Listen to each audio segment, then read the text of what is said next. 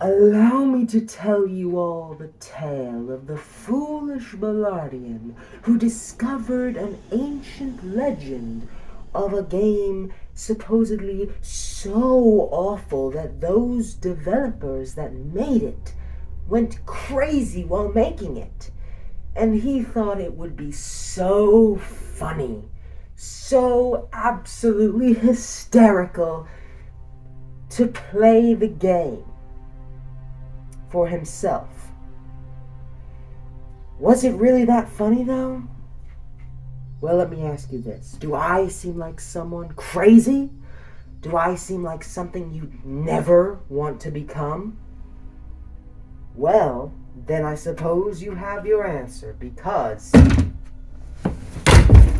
I am that Ballardian.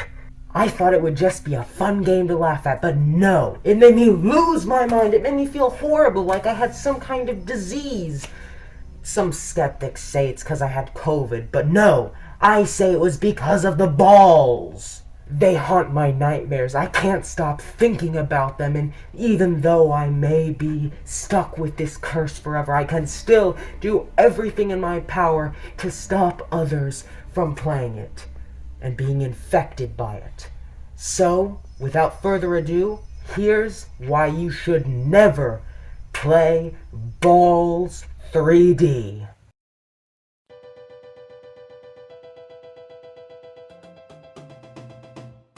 Can I put my balls in your jaws? Balls in your jaws. Can I? Can I? Can I?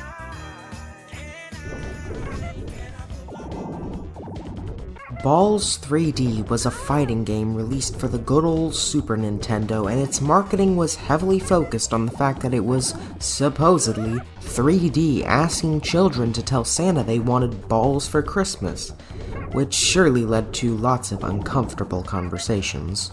It was released in 1994 on the SNES and later received a director's cut on the much more powerful, though also much more expensive 3DO. It also made its way to the Genesis, where it looked quite a bit worse. The game follows a pretty familiar formula, with you kicking and punching your opponents.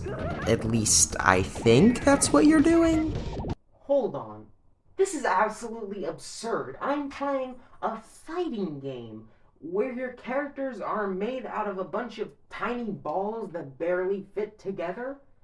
I mean, you know what happened when Sony tried to make a game about creatures made out of little tiny parts that fit together? Yeah.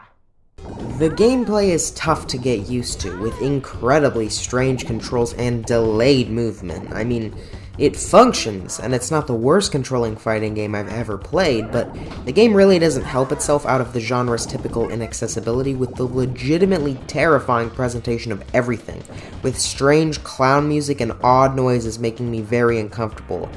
This game feels like a Roman tour guide advertiser, and why does it say 1 down, 12 to go? What's it referring to, my brain cells? In fact, let's take a look at some of the music.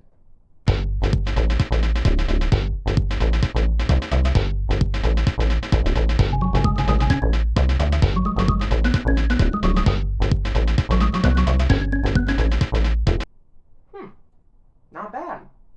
Maybe another one? Oi! Oi! Right!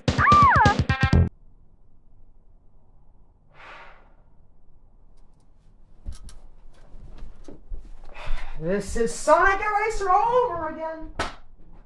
In general, the game isn't the worst thing ever, it's just weird, but weird in a very bad way. It's weird in the way that I can't understand what went through the game designers' heads, and the fighting really isn't doing much against the odd presentation.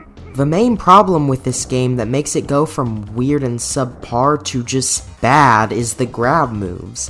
The opponent can grab you, and no matter what you do, it can take away around half your health bar, and it's not like you can do it to the opponent either. I mean, I'm sure you can, but there's no way you can expect us to be thrown into an arena with a CPU that knows how to do everything, and just think we'll figure it all out. In fact, this game has such strange psychological effects on its players that it makes me wonder, is this some kind of mind control experiment as part of MK Ultra? Well, think about it. MK Ultra was the infamous government-run mind control experiment, but you know what else was called MK? That's right, Mortal Kombat, which was, that's right, a fighting game. And which one of its console ports was the most infamous? That's right, the Super Nintendo one. So maybe this was a fireback at Nintendo showing them how disturbing non-violent games could be. And at the same time, it was a way for the government to get inside the minds of the players and completely alter their perception of reality as part of MK Ultra. Or maybe, just maybe, the game is shit. I can't be the only one who thinks this. I know some other poor souls suffered through this game and were tormented by it.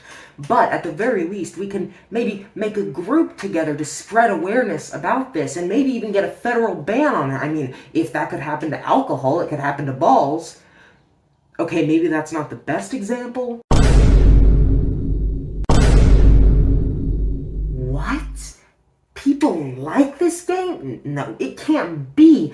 People can't have an opinion that's different from mine. This must be that government mind control I was talking about. But I can't just sit here and let that happen. So, I may not come back alive, but I'm gonna go do something about it. Hopefully, I'll see you again. Hasta la vista.